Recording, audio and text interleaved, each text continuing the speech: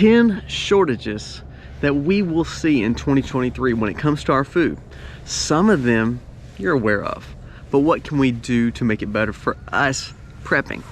Some you may not be aware of, and they will be a chain reaction to other foods and other things that we consume. So let's jump into 10 shortages we will see in the food industry as it comes to 2023. Oh, by the way, Happy New Year. This video starts right now.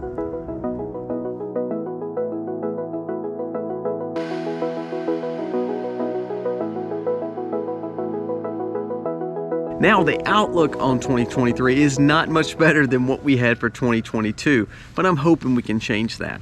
One thing about prepping, homesteading, and being prepared is that when things around us looks like it's throwing us in a whirlwind, we're keeping steadfast and we're walking through it because we were ready for anything to come.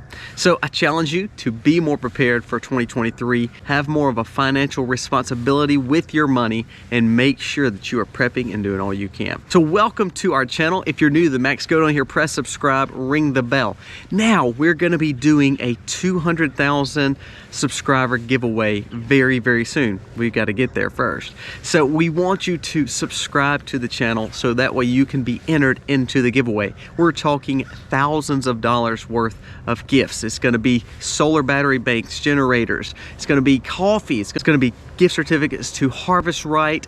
There is wide array of things, actually some solar lights. It's just so much. Jace Medical is going to be giving away an antibiotic Jace case. We've got canning lids, canning jars. We've got everything. So please just go in here, press subscribe, ring the bell, and that way you will be entered into this wonderful massive giveaway that we want to help you be more prepared with. It costs you nothing. Number one is vegetable oil or other seed oils. We tend to look at seed oils and vegetable oils as not being the most healthy for us. However, we use it and we cook in it, and all restaurants are using some kind of oil to get your food prepared. The things that you're buying, a lot of those things are covered in oil. It's not good for us, but it's the truth. So the convenience side food is going to be hit maybe a little harder on this. But when you talk about your home, what are you doing to build up more fats and oils? The shortage of vegetable oil or other seed oils could be very bad. There's also a shortage of palm oil. Palm oil is not a good oil again, but it goes in a lot of your food. Now, if you're eating natural peanut butters and things like that, it may not affect you. However, palm oil goes into most peanut butters.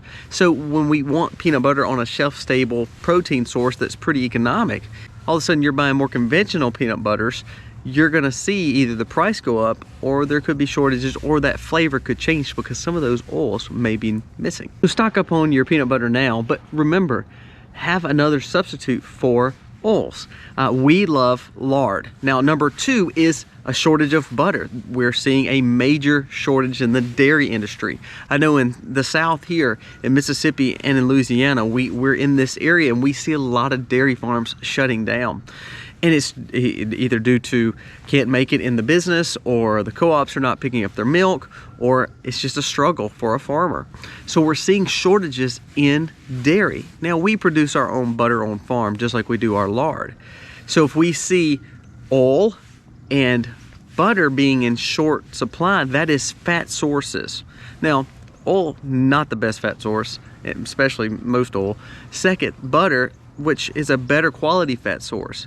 If we lose those two options, that's a big part of all meals that are prepared. So start substituting and looking for options with your fats and oils. I go back to pick up raw dairy milk if you can, make your own butter. If you can't do that, pick up lard from a hog that you could pick up from a farmer or a butcher. Maybe you can learn to render down videos on rendering down lard. We have videos on making butter. Both those things you can do.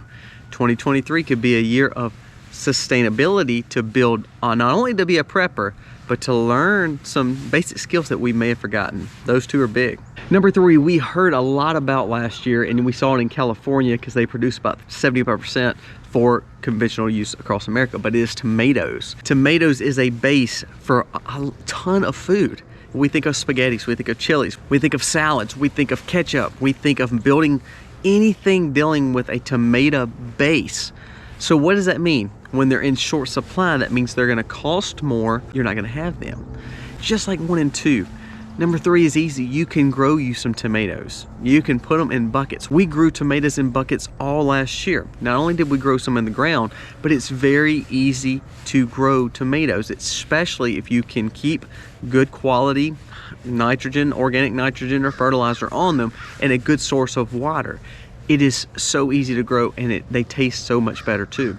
So the shortage of tomatoes is a big deal because it's a domino effect for a lot of other foods, just like the oils. Now, number 4. Now, number 4 is one that you've heard of and seen for the last really 2 years. It's wheat and flour.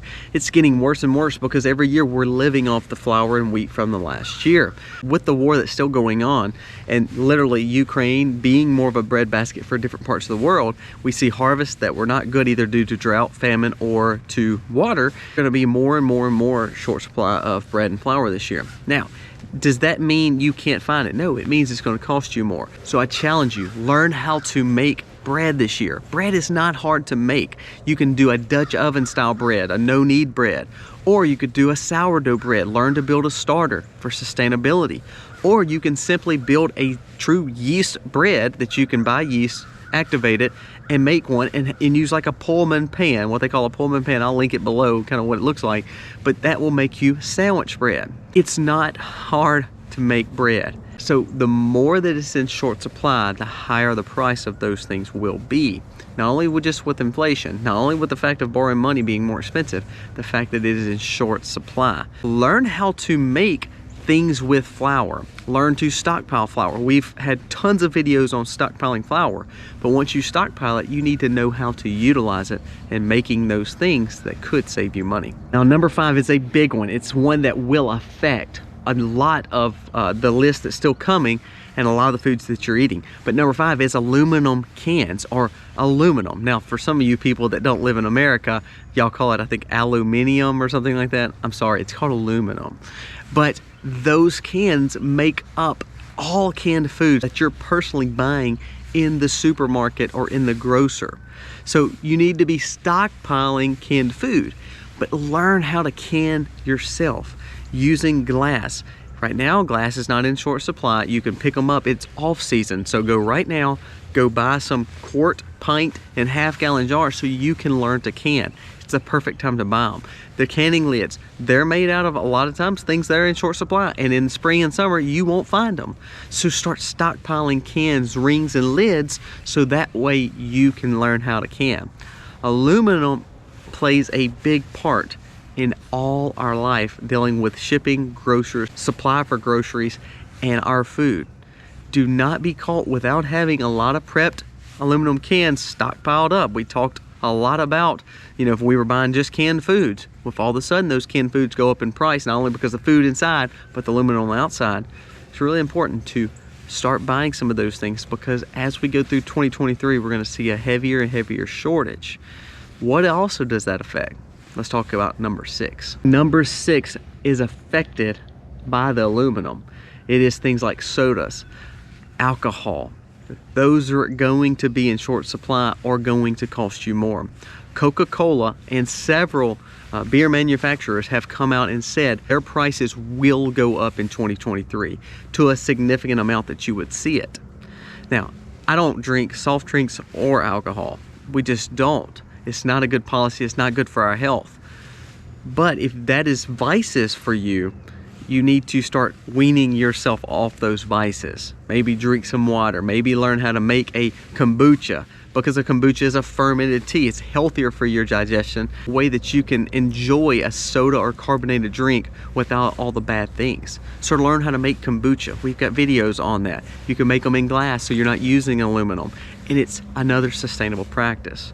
But aluminum not only will affect our food, it will affect how we drink the things that we buy. 7, another issue with aluminum and also the byproducts is pet food. You can buy dry dog food, I understand, but it doesn't have the shelf life. A lot of times people will buy higher quality pet food in a can. Well, again, we're seeing the shortages there. So in 2023, your pet food will go up in price. Not only will it go up in price because of the food inside and the byproducts that they're having to use, the meat, it's gonna go up because of the canned itself. So do you see how inflation and interest hurts us? We see what our economy has done, and it's causing issues for us.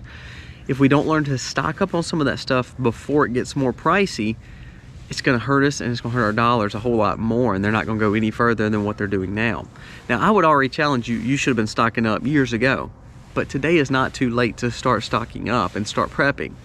Don't allow naysayers to come in, or people that push panic or fear to say you can't start. You can. Just start picking up a little bit as you go. Dog food's another thing. We don't tend to think about our pets, especially when we talk about prepping and panic buying. But when I think of animals and livestock, that's the different. I'm talking about pets. We got this new beautiful little puppy. Y'all have seen him in some of the pictures. We've shot some pictures and put them on YouTube and Facebook. But he's going to be our new herd dog.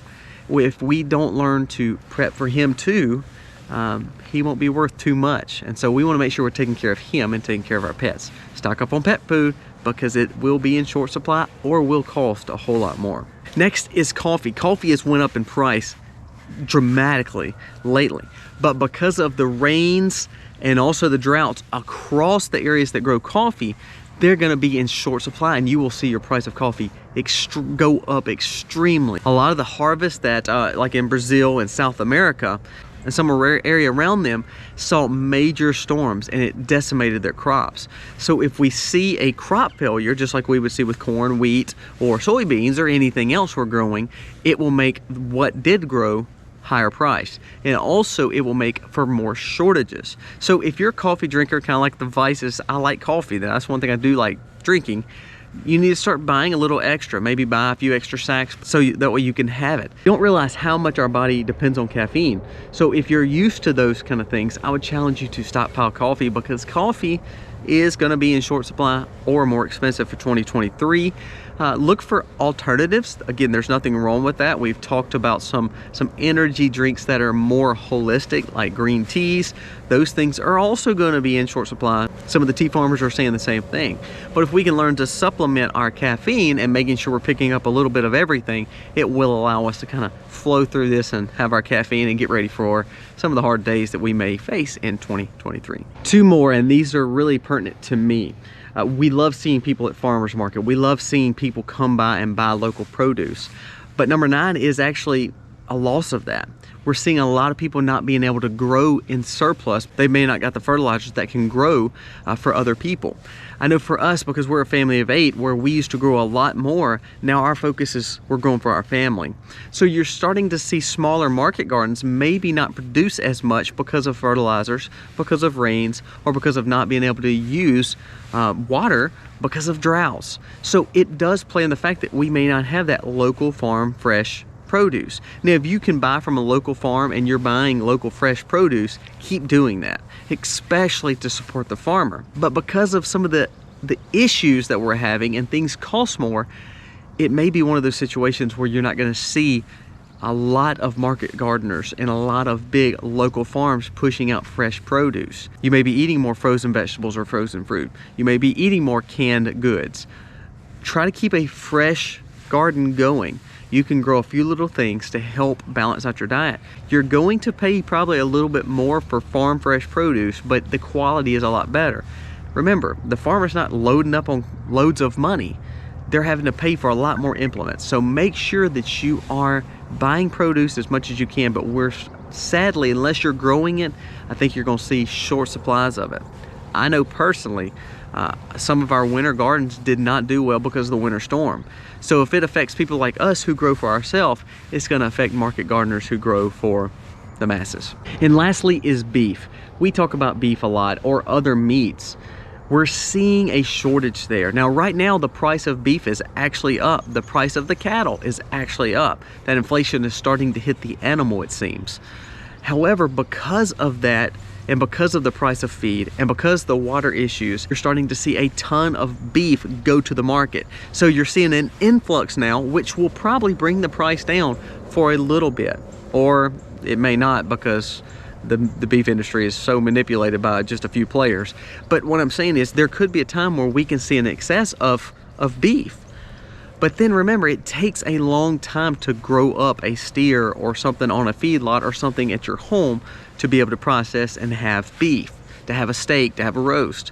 So you're gonna see a major shortage come this next year, because maybe when those mama cows were supposed to have babies, or maybe those yearlings were supposed to grow up and be bigger steers to produce more meat, they were having to slaughter early, or they were having to sell quicker, or they were having to maneuver off the feedlots because they couldn't afford to keep the animal. So you may not see the access to a lot of beef maybe by next year, maybe by the middle or last part of next year. And if so, the price is going to be high.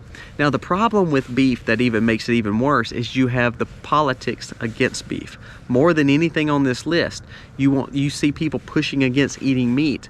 So now, not only do you have the shortage issue going, you have the fact that people want you to get away from it. So that one would be a hard one to kind of go through this year. I like meat, I like beef. If you're not growing your own, there's tons of people who grow steers and beef for smaller operations and for local folks. Find someone who will sell you a half a steer or a whole steer, or will take it to market and you can buy it strictly from the butcher on the market.